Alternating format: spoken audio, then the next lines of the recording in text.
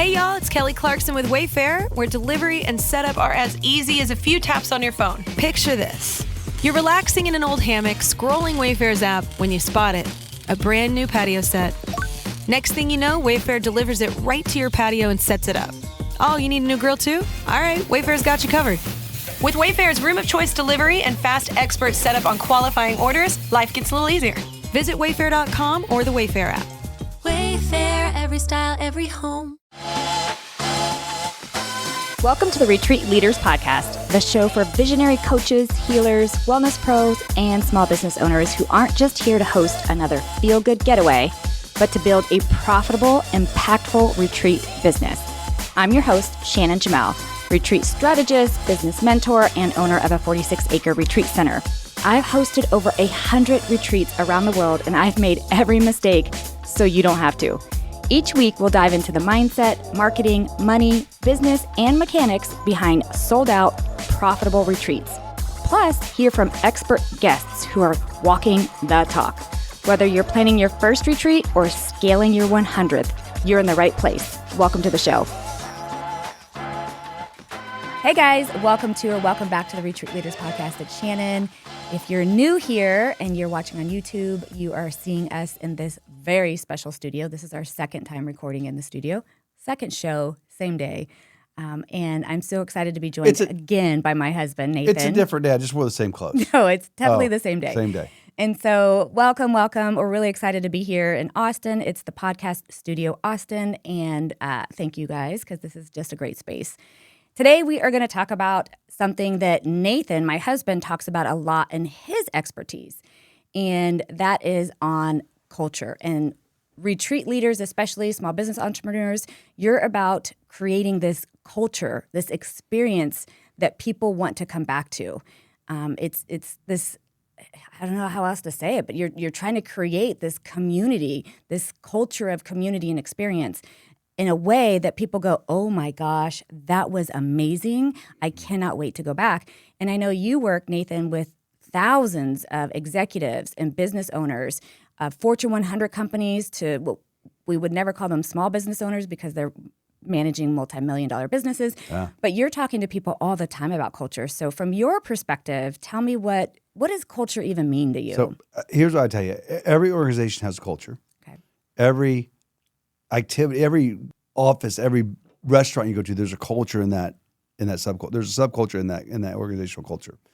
I always tell people, if you walk into a restaurant or a store and you have a bad experience, find the manager. Yeah. Probably very similar. Mm. And so when we're talking about corporate culture, we're talking about leadership's teams mandating the right players on the team. Yeah. Because it's, think of people as energy. Yeah. And there are people who give and there are people who take. You need all givers of energy.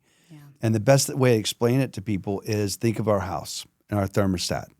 And so if your house is cold, you go turn the thermostat up, and then the heater comes on, and you raise the room. Culture is the same idea. I believe culture is based off energy, attitudes, and beliefs. Love it. Okay? And I think our attitude will determine our energy, and it'll determine our beliefs. And so if you're doing, especially when you're in your kind of world as a retreat, see, in business, it's hard in business, and they work for you. Yeah. In your world of a retreat, people are paying you. Yeah.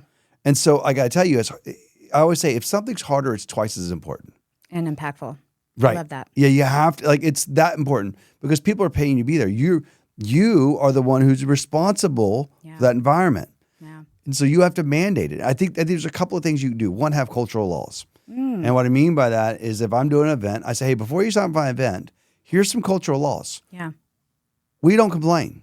Yeah. We give smiles to everybody. Yeah. Right? I'll never forget when we owned the dry cleaners and the kid never smiled. And I said, kid, why don't you smile? He goes, my face doesn't do that. And I'm like, I can't wait for you to go tell your father you got fired because your face doesn't smile.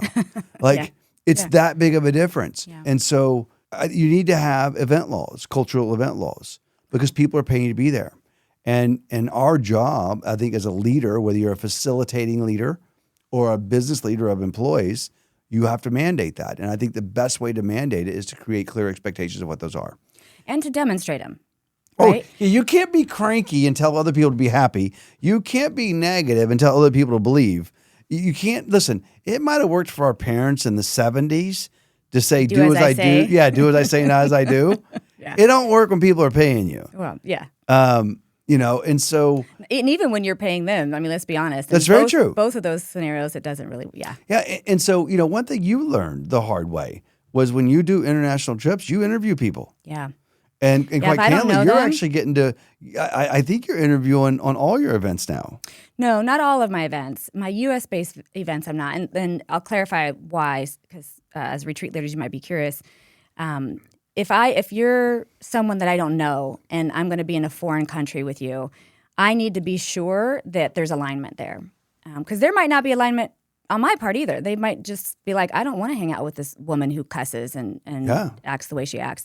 And so in a foreign country, it's much harder to make decisions. It's much harder to remove someone if you have to. It's much harder to maintain that safe space if you're not quite sure of the legalities or whatever, if you don't have those plans in place. And so on my international retreats, absolutely. If you're not an alumni, which means you've been on one of my retreats, then you're going to have an interview with me so that we can make sure there's some mutual alignment before you attend. And you shouldn't want anyone at your event that's not in alignment with you. I say that all the time. Unfortunately, a lot of retreat leaders at the beginning of their career, they're marketing to everyone, which is marketing to no one. So that's one mistake. Yep. And then the other mistake is they're taking money from everyone. And I'm a big believer that if your retreat doesn't align with that guest's needs and expectations, you do not bring them on retreat because it will affect the entire atmosphere. It will affect the entire culture. It will affect the energy. It will affect everything when you've got one dissatisfied person and you've got people that are trying to be satisfied, but this dissatisfied person just keeps dropping these whatever, like these hints or these words or these jabs or whatever may be the case, or gosh, I thought there was going to be this, or gosh, I thought there was going to be that.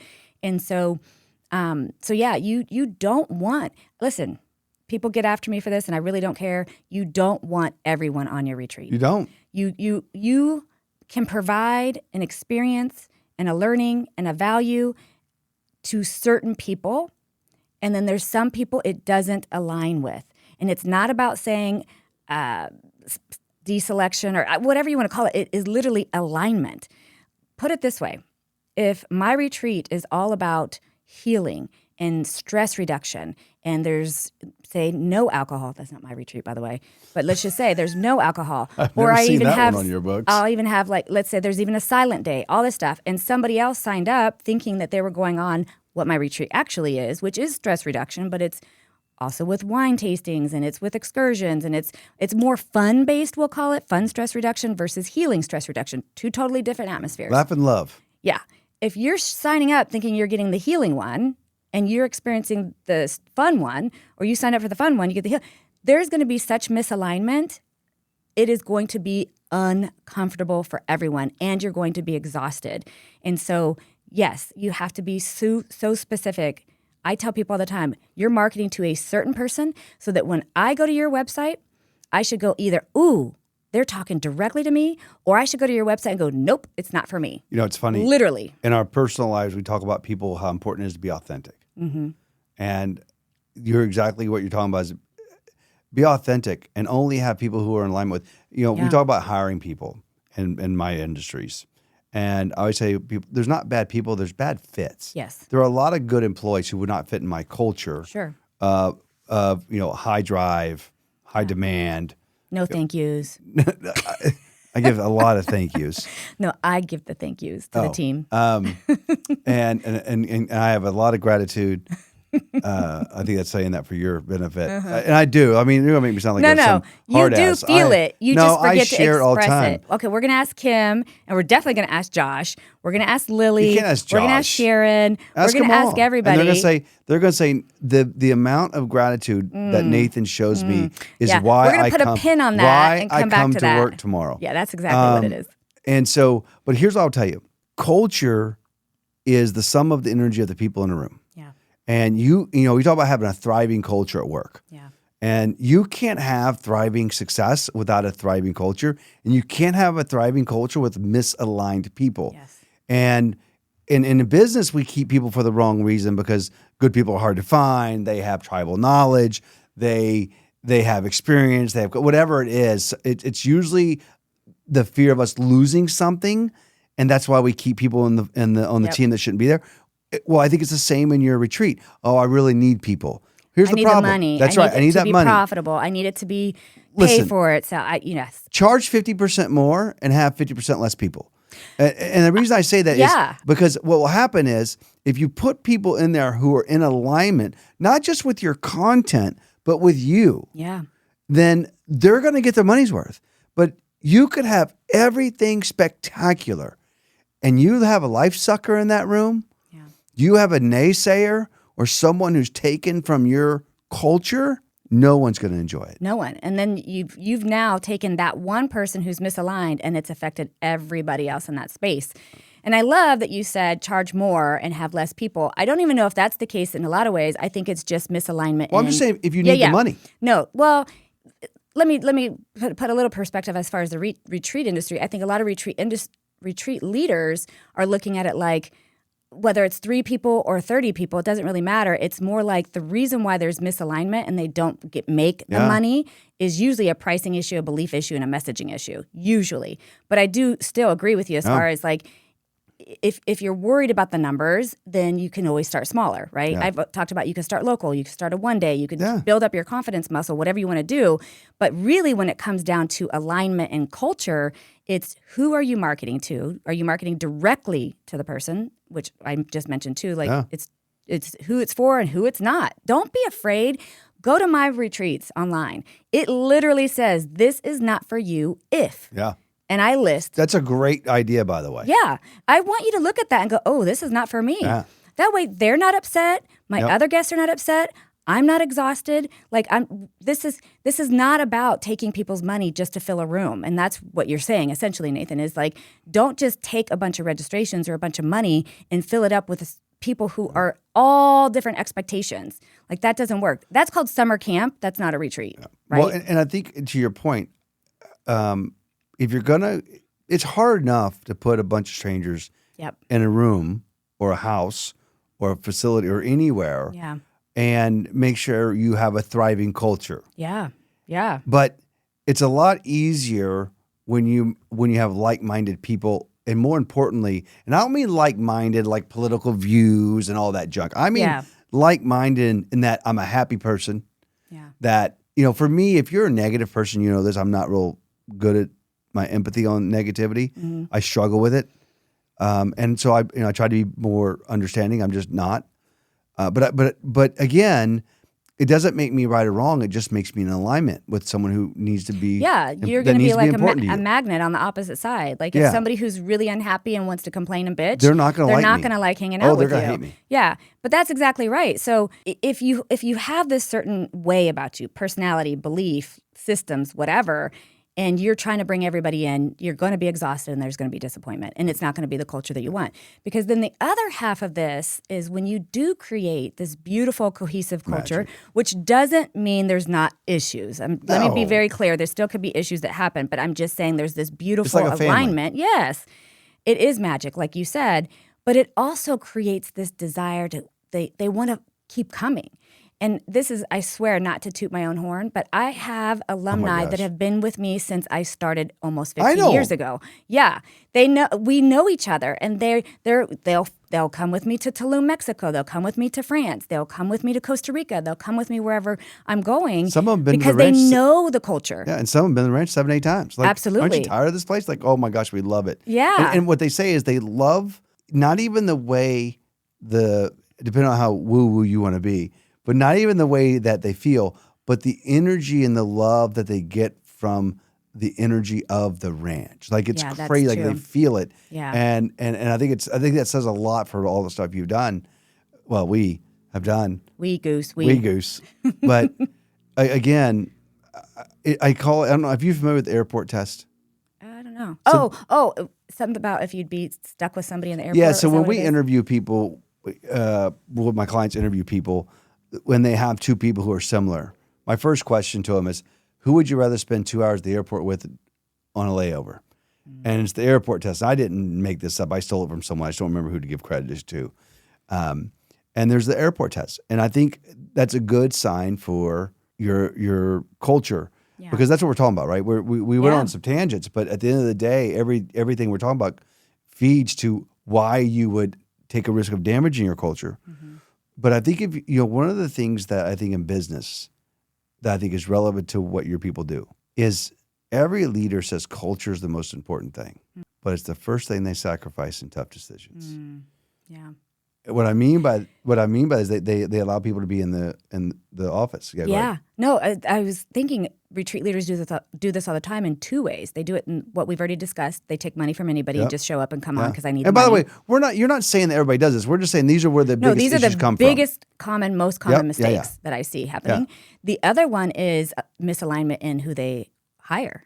Yeah. Like their yoga instructor maybe, or their facilitator, or their workshop coordinator, or their chef, or their retreat logistics coordinator, or whatever may be the case. Like there's misalignment there, and it's felt by all the guests, right? And it's a short-term decision that they've made because they were in a pickle, or they didn't, whatever may be the case. Or, I mean, listen, it reminds me back in the dry cleaner days when I'll never forget, Dad was we owned 3 dry cleaners. Mm-hmm. I'm saying that to everyone else, I know you know that. And I'll never forget, I'm like, Dad, where are you going? He goes, I'm going to the Hazel Cleaners. He's all cranky. And I'm like, what's up? He's talking about this employee, that it's our manager, by the way, who wore him out. And I'm like, you're the boss and she wears you out. Can you imagine what our employees and customers think of her? Yeah. And here's my point to that. If you're a retreat leader and someone on your team gives you anything less than good energy back, like, oh, no, maybe they're cranky, I'm telling you right now, they're twice as bad to your guest. Yeah. And this goes back to that alignment. And some people might keep someone because they think that, like in my world, a client might keep an engineer because they've been an engineer there for 12 years, but they got the wrong energy. Yeah. They don't maybe, I don't care how good someone is at the task in which they do.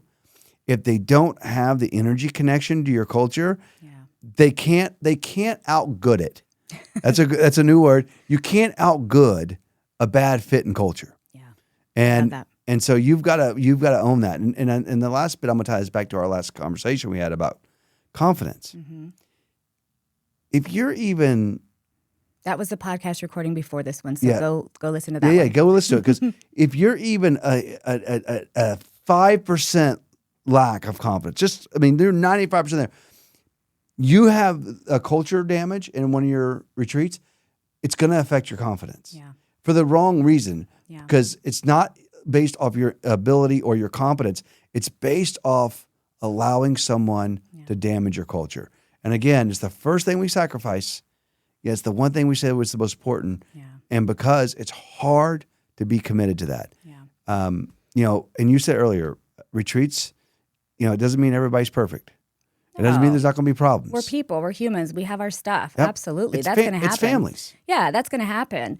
Hey guys, Shannon cutting in here real quick. Listen, the Retreat Industry Forum is happening May 14th through 17th in Denver, Colorado, and it's not your average feel-good conference.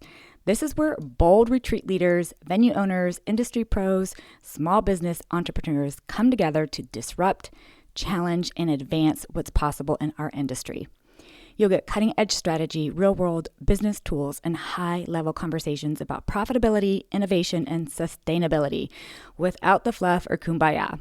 Join myself, my friend Aaron and Allison, along with other powerhouse leaders for 3 immersive days of connection, collaboration, and serious business growth, plus an exclusive VIP experience for those ready to go even deeper. Get all the details and grab your ticket now at retreatindustryforum.com. This isn't just another event, you guys. It's the movement that's reshaping the future of the retreat world. The reason why I wanted to talk about culture, as you can see, there's a lot of to unpack with it. Yeah. But when you nail it, the alignment and the space, like you talked about, Retreat Ranch has a very special culture. When you align it in the space, you align it with your team.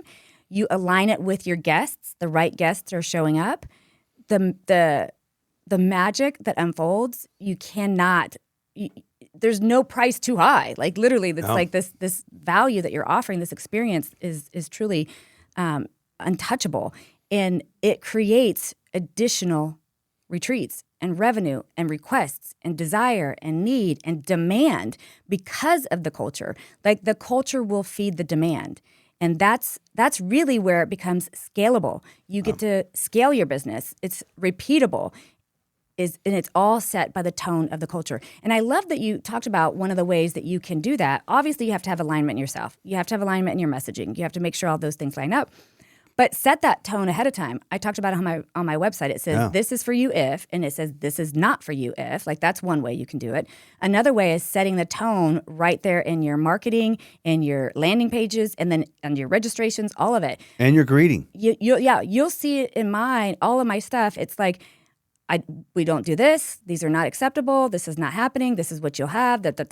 All these different things. And then I set the tone again on the opening night of my retreat. It's like, here's how this operates. This is a safe space. We are not here to judge. We don't talk politics. You leave that shit at home.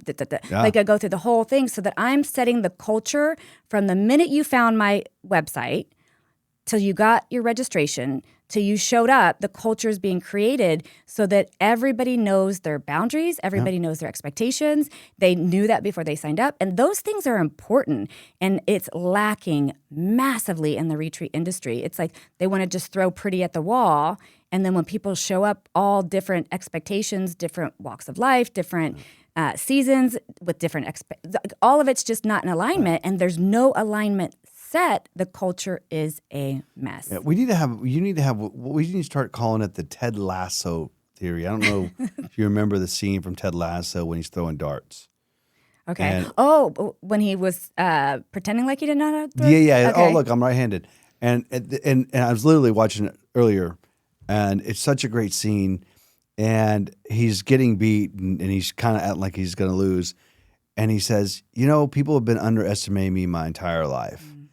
He goes, I was walking down the street and I saw the signs. It says, be curious, not judgmental. And he goes, not one time were these people curious about me, because if they were, they would have known I played darts. They would ask me, have you ever played darts, Ted? And he says, as a matter of fact, I've had since the time I was 10 to the time I was 16, every Sunday at the bar with my father. And he hits the bullseye, right? He says barbecue sauce or whatever. Yeah. And I think that's part of kind of who you are. And I think it's part of what we probably want to be is more curious and not judgmental. But I think the reason that's important is because if that's what you feel, that's what culture you need to have everyone else have in your world. And last bit on that, it's not real hard to be a differentiator in the business today. And what I mean by that is this: everybody thinks it's because of the content. Everybody thinks because of where you're doing it. Most of your audience today will walk into 7 or 8 different stores. I bet when they get home, they can't count on one hand. I bet they can't count on 2 fingers that 2 stores that made them feel special when they walked in. Mm-hmm.